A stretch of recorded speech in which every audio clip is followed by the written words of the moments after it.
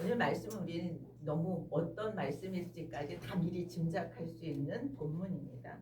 오늘 이 본문의 배경은 마태복음 15장 1절, 21절에서 20절까지 오늘 우리에게 주시는 말씀은 어떻게 보면 신앙의 아주 본질적인 부분을 정면으로 다루고 있는 것 같습니다. 겉으로 보이는 경건하고 마음의 중심이 같은가 도전하고 있고, 전통을 지키는 것과 하나님의 계명을 지키는 데 있어서 어떤 것을 우선으로 하고 있는가, 형식과 본질의 그런 충돌을 보여주고 있는 부분이라고 생각되었습니다. 바리새인들과 서기관들은 누구보다 종교적인 열심이 있었고 모본이 되는 사람들이었습니다. 그런데 예수님은 그들에 대해서 그들의 신앙의 방향이 잘못됐다라고 오늘 지적하십니다. 오늘 우리에게도 우리가 하나님을 향한 마음의 중심이 어떠해야 하는지, 우리가 지향하는 신앙의 방향이 어디를 향해야 하는지 도전하고 가르쳐 주신다고 생각합니다. 1절에 보면 바리새인들과 서기관들이 예루살렘으로부터 예수께 나왔다 이렇게 얘기해요. 이들이 나온 목적이 있었습니다. 이들이 나와서 예수님에게 조사하고 예수님이 맞는지 틀리는지, 당신이 틀렸다, 당신의 제자들이 틀렸다 하는 것을 따지고 싶어서 찾아온 것입니다. 예수님의 제자들이 빵을 먹을 때 손을 씻지 않고 먹음으로써 자기들이 중요하게 여기는 장로들의 전통을 어겼다, 이것이 합당치 않다라고 하는 것을 따지고 있는 거죠. 장로들의 전통이라는 것이 어떤 것이었냐면 바리새 운동을 하는 그러한 원로들의 가르침을 총정리해 놓은 것이 이 장로들의 전통입니다. 그래서 그 과거로부터 예수님의 시대까지 이 장로들의 전통이 매우 중요하게 지켜졌다는 거죠. 이 장로들의 전통의 내용은 주로 뭐냐면 모세오경에 나오는 그런 그 내용을 시대에 맞게 해석하고 적용한 말로 전해지는 율법이었습니다. 그래서 실제 모세오경보다 설명을 해놓으니까 내용이 뭐예요? 훨씬 많아졌어요. 아주 많은 그런 내용을 담고 있고, 그리고 바리새인들과 서기관들은 이것을 철저히 지키는 것이 율법을 제대로 지키는 것이다 라고 여겼고, 그것을 매우 강조하고 있었습니다. 이 전통이 생기게 된 배경이 있습니다. 바벨론 포로로 끌려간 다음에 그들이 뭐예요? 유대인이고 하나님이 선택된 민족임에도 불구하고 남의 나라에 포로가 되어 있으니까 얼마나 그 마음이 어려웠겠어요. 그래서 유대인들이 선민의 정체성을 지키도록 하기 위해서 이 전통을 중요시 여기고 그것을 지키도록, 그래서 경건한 유대인의 삶을 그곳에서도 살 수 있도록 하기 위해서 이 전통이 시작되었다고 합니다. 그리고 구약에서 이 손 씻는 규례는 제사장들이 제사를 지내기 전에 손을 씻도록 규정하고 있어요. 지금 문제가 되고 있는 빵 먹을 때 손을 씻지 않았다라고 하는 이 손 씻는 규례는 원래는 제사를 지내는 데 필요한 규례였습니다. 제의적인 규례였고 일상에서는 그런 규례가 성경에 없어요. 그런데 이제 포로 시대를 거치면서 이방 문화에 너무 노출되니까 이것을 유대인이 지키는 것에 차별화를 두기 위해서 손 씻는 것을 강조하게 되었다라고 볼 수 있습니다. 경건한 유대인들이 자기들을 경건하고 거룩하게 지키기 위해서 시작됐던 것이 이제 올무처럼 되어버린 거죠. 이렇게 시작된 손 씻는 장로들의 전통이 겉모습, 형식 또는 규칙을 신앙의 핵심과 본질처럼 그렇게 여기게 되었다는 것에 문제가 된 거죠. 바리새인들의 관점에서는 어떻게 생각하냐 하면 제자들이 손을 씻지 않고 음식을 먹으면 음식이 부정해지고 이 부정한 음식을 먹은 사람이 다시 또 부정해지기 때문에 손을 반드시 씻고 먹어야 된다라고 하는 거예요. 예수님은 이것을 수긍할 수 없었습니다. 왜냐하면 율법의 그런 의도와 목적이 그것이 아니었기 때문에 그들에게 질문을 하죠. 3절에 보면 뭐라고 질문합니까? 너희는 어찌하여 너희의 전통으로 하나님의 계명을 범하느냐라고 질문합니다. 예수님의 관심은 전통이 아니라 하나님의 율법의 정신이 뭐냐? 하나님의 계명이 율법의 그 전통으로 이어지는 그 동기와 목적이 뭐냐를 잃어버린 저들에 대해서 지금 질문하고 있는 거죠. 바리새인과 서기관들은 전통에 충실했지만 그 결과가 오히려 하나님의 계명을 어기는 결과를 가져왔다라고 하는 것을 지적합니다. 그 예를 4절에서 들고 있어요. 내 부모를 공경하라. 이것은 뭐죠? 십계명의 4계명입니다. 그런데 이 4계명을 범하는 그 유대인들의 전통에 대해서 지금 꼬집어 얘기하고 있어요. 율법은 부모를 공경하라 라고 명령하죠. 이것은 명령입니다. 심지어 부모를 공경하지 않는 자녀는 심판을 받아야 된다라고 얘기하죠. 여기서 뭐라 그래요? 아버지나 어머니를 비방하는 자는 반드시 죽임을 당하리라. 이렇게 무섭게 부모를 공경하라는 계명을 주셨습니다. 그런데 바리새인들이 지켰던 전통이 있었어요. 자기 나름대로 만든 전통입니다. 그것이 고르반이라고 하는 전통이었어요. 고르반의 뜻은 뭐냐면 선물입니다. 선물. 그런데 선물 누구에게 드리는 선물이에요? 하나님께 드리는 선물이에요. 그래서 고르반은 하나님께 드려진 것을 고르반이라고 얘기하고, 이 고르반의 계명은 어떤 효과가 있냐면 법적인 효력이 있었습니다. 법적인 맹세의 효력이 있었기 때문에 그것은 한번 고르반이라고 정해놓으면 그것을 어길 수 없었어요. 제사를 하나님께 드린다고 고르반이라고 이렇게 맹세를 한 경우에는 그것을 다른 용도로 쓸 수 없었다는 거예요. 바리새인들이 어떤 사람이 자신에게 속한 재산 중에서 부모에게 드려야 하는 것을 하나님께 이미 드렸다라고 얘기하면 부모님께 드리지 않아도 된다는 것이 고르반. 부모를 공경하지 않아도 된다까지 발전한 것이 고르반 전통이었다는 거예요. 심지어 랍비들은 어떻게 가르쳤냐면 어떤 것을 성전에 바치겠다고 맹세하면 그 맹세가 부모를 공경하는 것보다 더 우선한다라고까지 가르쳤습니다. 예를 들어서 포도밭의 열매를 부모와 나누기 싫다. 그러면 안 되겠지만 그런 경우에 고르반하면 그 포도밭에서 나오는 모든 결과물들을 부모님께 드리지 않아도 되는 거예요. 부모님께 드릴 게 없어진다는 것입니다. 이들이 자기들이 포도밭의 모든 그 결실들을 차지하고 그것을 하나님께 드리는 거라는 거죠. 그래서 부모를 공경하라고 하는 계명이 무시되어져 버리는 것입니다. 그런데 재미있는 일이 있습니다. 그렇게 하나님께 드리며 그 끝인 것이 아니라 부모가 죽고 난 다음에 고르반을 다시 회수할 수 있어요. 그것이 저들이 정한 전통입니다. 부모가 죽고 나서 아들이 일정 금액을 지불하고 고르반을 다시 회수해서 자신의 재산으로 가져오는 것입니다. 장로들의 전통을 악용하게 되고 부모를 공경하라고 하는 계명을 어기고 패해버리는 그런 전통이 되어버린 거죠. 그래서 예수님은 너희의 전통과 하나님의 말씀 중 어느 것이 지켜야 될 것이냐라고 하는 얘기를 하는 거죠. 바리새인과 서기관들의 전통은 부모에게 아무것도 행하지 않는 것에 대해서 문제 삼지 않는 거예요. 이것이 율법을 어기게 만드는 저들의 전통이라고 지금 지적하고 있습니다. 겉으로는 하나님께 드렸다라고 하니까 뭐예요? 굉장히 하나님께 헌신된 그러한 신앙으로 보였지만 실제로는 뭐예요? 하나님의 뜻을 어기는 신앙의 태도를 가졌다는 거죠. 저는 이 고르반에 대해서 조사하고 보면서 무슨 생각이 들었냐면 우리의 일상생활 속에서도 명분과 실제로가 같지 않은 경우들이 많이 있을 수 있다라고 하는 생각이 듭니다.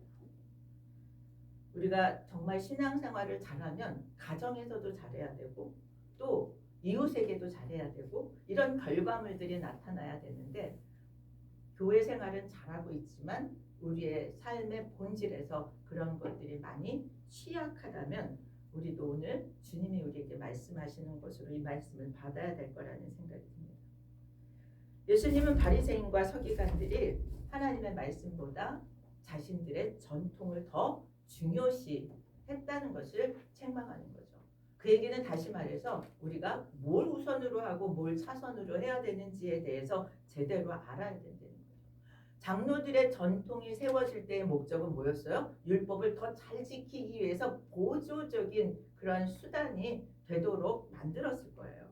그런데 율법의 본래적인 의미나 목적이 왜곡되어져 버리고 사람이 만든 전통을 더 지키는데 집중하게 되었다는 거죠. 그래서 오늘 예수님이 지적하는 것이 무엇입니까? 지금 그들의 마음이 하나님으로부터 멀어졌고 그들의 예배는 헛된 것이 되었다라고 지적하는 거죠. 9절에 보면 사람의 계명으로 교훈을 삼아 가르치니 뭐예요? 하나님의 말씀으로 가르친 것이 아니라 전통으로 가르쳐서 나를 헛되이 경배하는 거다. 예배 자체를 제대로 드리고 있지 않다라고 하는 얘기를 하고 있습니다. 그래서 예수님은 이 바리새인과 서기관들에 대해서 뭐라고 얘기해요? 외식하는 자다라고 얘기합니다. 겉으로는 매우 경건해 보이지만 실제로는 하나님의 뜻을 거스르는 자라고 하는 얘기를 책망하는 거죠. 그러면서 위선자다, 외식하는 자다라고 하는 얘기는 오늘 그 표현이 8절에 나옵니다. 이 백성이 입술로는 나를 공경하되 마음은 내게서 멀도다. 입술과 마음의 거리, 입술과 마음이 정말 하나가 되어지고 일치되어지라고 하는 말씀인 줄 믿습니다. 이것이 오늘날 우리가 신앙생활을 하는 사람들에게 핵심되는 그런 말씀이라고 생각되어져요. 우리가 매일매일 살면서 어떻게 보면 입술과 마음의 거리를 좁히고 정말 그 변화를 도모해야 하는 그런 내용이라고 생각되어집니다. 그들이 가르쳤던 전통이 하나님의 계명이 아니라 사람들의 계명이었다라고 하는 얘기를 지금 9절에서 지적하고 있죠. 그들이 그렇게 가르쳤던 이유는 뭘까 하는 생각을 합니다. 말씀을 가르치는 자, 말씀을 전하는 자가 되게 두렵고 떨려야 하는 이유가 뭐냐면 말씀을 전할 때 그것의 동기와 목적이 자신의 이익이어서는 안 된다는 거죠. 바리새인과 서기관들의 가르침 속에는 자신들의 이익이 먼저 되어서 잘못 가르쳤다라고 하는 것을 예수님은 지적하고 있습니다. 정말 하나님이 원하시는 것을 원하시지 않는 것들을 가르쳤고 또 하나님이 원하시지 않는 그런 원하시는 것을 행하지 않는 사람들의 예배에 대해서는 아주 무섭게 헛되다라고까지 말씀하신다. 우리의 예배가 저는 오늘 찬양하면서 너무 은혜가 되었습니다. 그리고 정말 이렇게 적은 숫자가 예배를 드리지만 이곳에 하나님의 임재가 느껴졌습니다. 찬양 한 가사에 감동이 있었고 기도하는 가운데 더 이상 우리 이 회중 기도가 우리를 대표하는 기도라면 더 이상의 기도가 없을 것이라고 하는 그런 기도로 은혜를 충만히 받았습니다. 우리는 예배를 드리면서 하나님이 우리에게 도전하시는 그런 말씀과 회개를 통해서 우리의 삶의 내면이 변화되어지는 것, 지금 그것을 예수님이 우리에게 말씀하고 있다고 생각되어집니다. 겉으로의 신앙생활이 아니라 우리의 내면에서의 거룩한 변화가 일어나는 그러한 신앙생활을 하도록 오늘 우리에게 도전합니다. 이 사순절 기간 절기를 지키는 것의 의미가 무엇이냐면요. 좋은 말씀을 지속적으로 듣는 것도 중요하지만 이 절기를 통해서 예수님의 생애와 그 기독교의 절기를 통해서 도전하시는 그런 영역들이 있습니다. 이 사순절 기간에는 정말 하나님 말씀 앞에서 정말 예수님의 생애 앞에서 우리 자신들을 돌아보고 말씀의 우리를 교정하는 시간이 되어야 할 줄 믿습니다. 예수님은 무리들을 불러서 말씀합니다. 뭐라고 얘기하세요? 10절에 보면 무리를 불러 이르시되 듣고 깨달으라. 지금 바리새인과 서기관들에게만 하는 얘기가 아니라 그 가운데 무리들도 같이 있고 그 무리들에게 듣고 깨달으라고 얘기합니다. 지금 저는 이런 상상을 해봐요. 여기서 지금 예수님이 막 바리새인과 서기관들을 책망하니까 그들은 슬그머니 일어나서 나가지 않았을까, 가지 않았을까 하는 생각이 들어요. 그리고 남아있는 무리들에게 말씀합니다.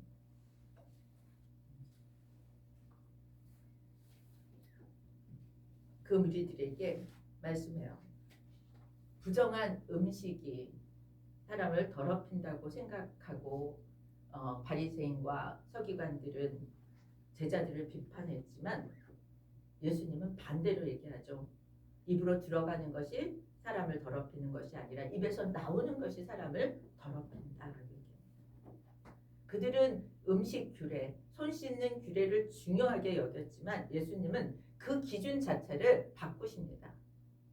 외적인 음식에 정결하고 부정하고의 문제가 있는 것이 아니라 내적인 마음이 부정하고 정결하냐가 더 중요하다라고 하는 얘기를 하죠. 유대인들은 정결 예법을 어겼기 때문에 제자들이 부정해진다고 얘기하고 있지만 예수님은 바리새인들의 마음이 정결하지 않기 때문에 그들이 뭐예요? 정결하지 않다라고, 부정하다라고 얘기하는 것입니다. 아무리 그들이 전통대로 규례를 다 지켰어도 저들의 마음이 깨끗하지 않다면 그들은 부정한 것이라고 얘기하는 거죠. 예수님은 율법의 의도를 알지 못한 채로 외적인 규례에만 집착해서는 안 된다는 얘기를 하고 있습니다. 그러면서 뭐라고 얘기해요? 그 입으로 나오는 말이 어디에서 나오는 것이냐를 얘기합니다. 여러분, 예수님의 말씀이어서가 아니라 우리가 실제로 살아가면서 어떻습니까? 사람들의 말 속에서 그 사람의 마음이 읽어지잖아요.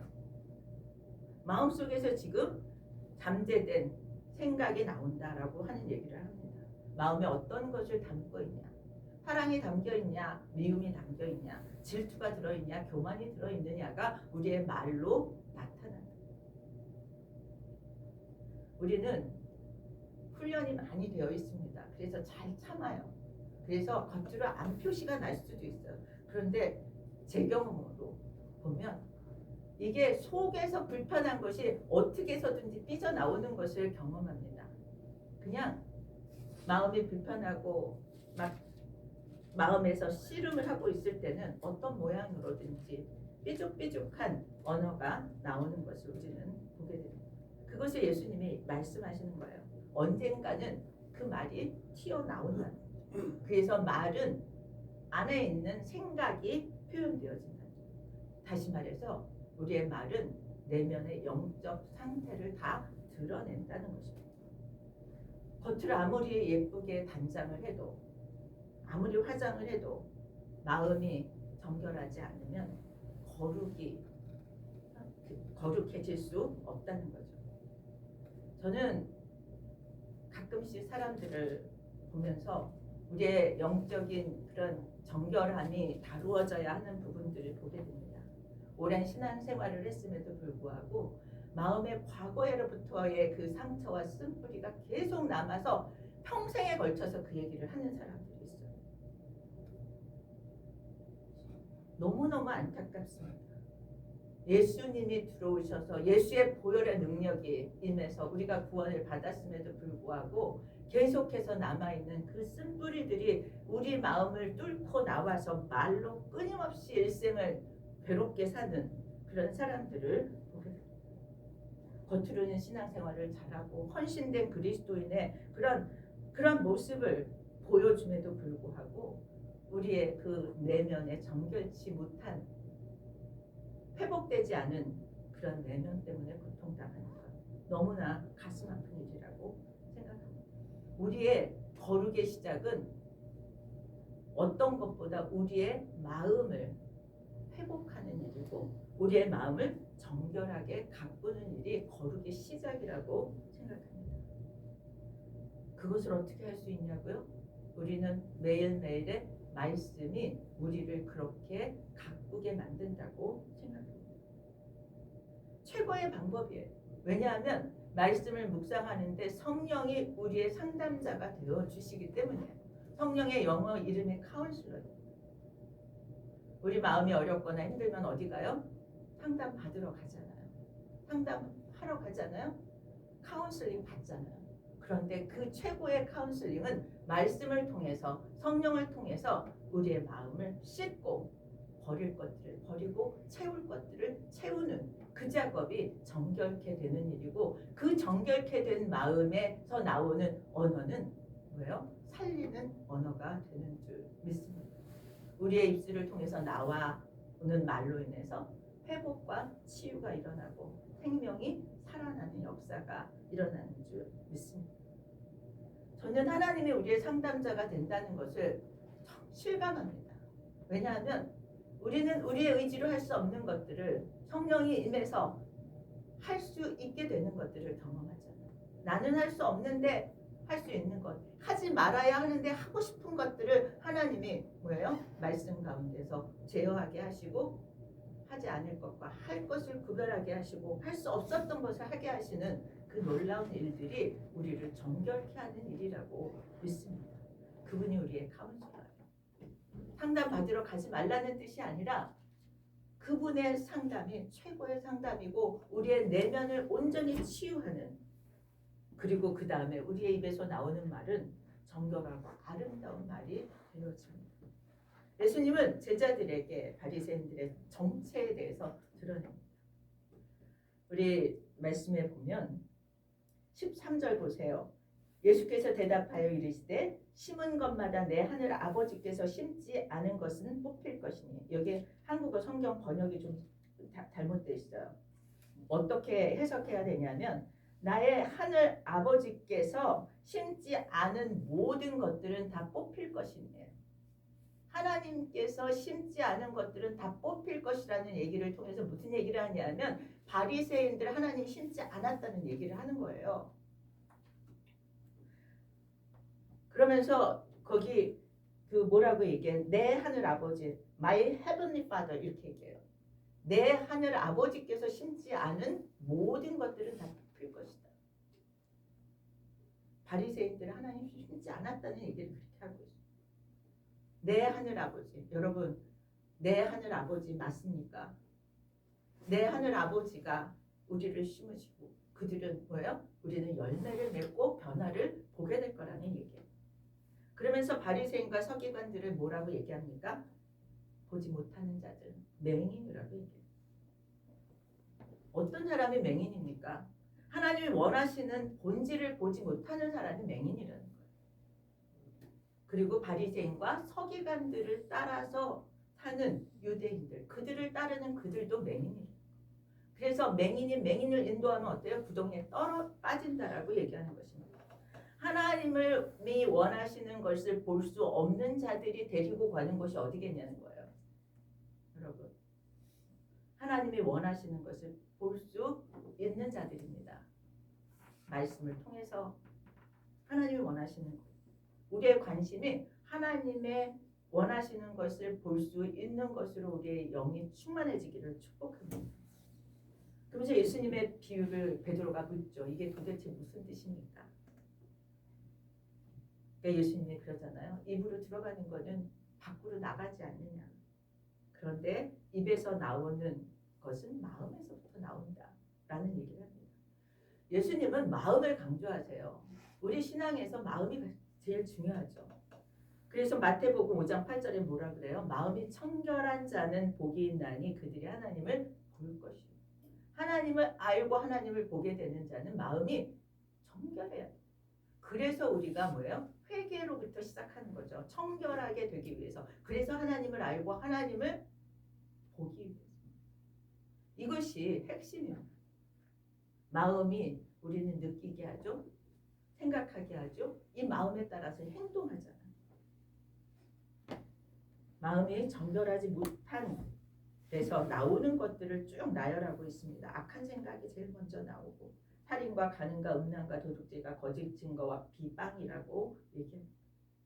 악한 의도는 악한 마음에서 나오고 부정한 말은 부정한 마음에서 나온다라고 얘기합니다.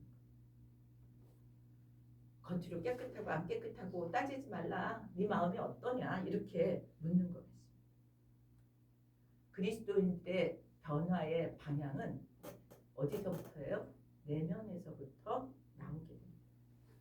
마음이 변해야 우리 예쁜 말 써 애들한테 그런 얘기 많이 하죠. 그런데 마음이 변해야 말이 변해. 마음이 깨끗해지면, 마음이 정결해지면 겸손해져서 관계의 회복이 일어납니다. 우리의 마음이 하나님과 가까워지면 우리의 삶은 거룩을 좋아하게 됩니다. 거룩을 좋아하게 되면 거룩한 변화가 일어나는 줄 믿습니다. 여러분, 우리는 이제 예수의 체질로 변화되어져 가야 합니다. 세상은 얼마나 혼란하고 우리를 어떤 방향으로 정말 이끌어 가는지도 모를 정도로 혼탁합니다. 그런 가운데서 우리를 지키는 일은 정말 하나님의 사람으로 흔들리지 않는 믿음의 중심을 지키는 것이라는 생각이 듭니다. 오늘 주님이 우리에게 묻는 것 같습니다. 내 신앙의 겉과 속은 어떠냐? 나의 마음은 하나님과 얼만큼 거리가 가까운지, 나는 정말 습관을 따르는지, 하나님과 정말 생생한 교제에 초점을 두고 있는지 묻는 것 같습니다. 사람들은 우리의 겉모습을 봅니다. 제가 어제 산책을 하다가 어떤 분을 만났어요. 우리 그 동네를 제가 전혀 모르니까 어디를 산책을 해야 좋을까를 막 생각하면서 걷고 있는데 어떤 분이 저한테 말을 시키더라고요. 저보다 한 5살 위인 여자분이세요. 그래서 제가 두리번거리니까 자기도 산책하러 나왔다고. 그래서 이제 한참 같이 걸었어요. 그리고 그 동네 오래 사신 분이라 어디가 좋고 어디가 산책하기 좋고 어디가 산이고 어디가 다운타운으로 가는 거고 그걸 쭉 가르쳐 주셔서 되게 오랫동안 걸었습니다. 근데 그분이 저보고 예수 믿냐고 묻더라고요. 그래서 그렇다고 그랬어요. 이제 자기도 그렇다고. 그리고 얘기를 한참 했습니다. 정말 예수 믿냐고, 예수 믿는 분 같다라고 얘기해 주니까 고맙더라고요. 그렇게라도 보여서. 그런데 하나님은 정말 우리의 중심이 어떤지를 보신다는 거죠. 사람은 겉모습을 보고 얘기하지만 하나님은 우리의 중심을 다 보신다는 거죠. 당신을 향한 마음이 어떤지, 당신이랑 얼마나 가까운지. 오늘 말씀은 우리에게 한 걸음 더 신앙적으로 하나님과 더 친밀해지라고, 그리고 겉과 속이 일치하는 그런 신앙을 추구하라고 그렇게 말씀하신다고 생각합니다. 우리의 입술과 삶이 하나 되는 삶을 살게 될 줄 믿습니다. 우리가 하나님이 우리의 중심을 보고 계시고 우리가 정말 오늘 주신 말씀을 붙들고 나아간다면 우리의 속사람이 겉사람을 내게 영향을 주는 그런 우리들이 될 줄 믿습니다. 우리가 형식과 본질이 조화를 이루는 건강한 균형의 그런 크리스천들이 될 것이라고 생각합니다. 하나님이 기뻐하시는 것은 대단한 일이 아니라는 생각이 들어요. 우리가 성장하고 성숙하게 되고 그렇게 되는 것을 하나님 기뻐하시고 기대하실 거라고 생각합니다. 이 사순절이 그런 사순절이 되었으면 좋겠습니다. 가끔 저는 재밌는 얘기를 잘 못하고 너무 심각한 얘기를 해서 우리 애들이 되게 싫어해요. 그런데 오늘 이 말씀은 우리에게 깊이 도전이 되었으면 좋겠습니다. 왜냐하면 우리 남은 인생을 살아가는데 정말 지표가 될 수 있는 말씀이라는 생각이 듭니다. 우리 이 말씀을 생각하면서 다 같이 일어나셔서 452장 찬양하겠습니다.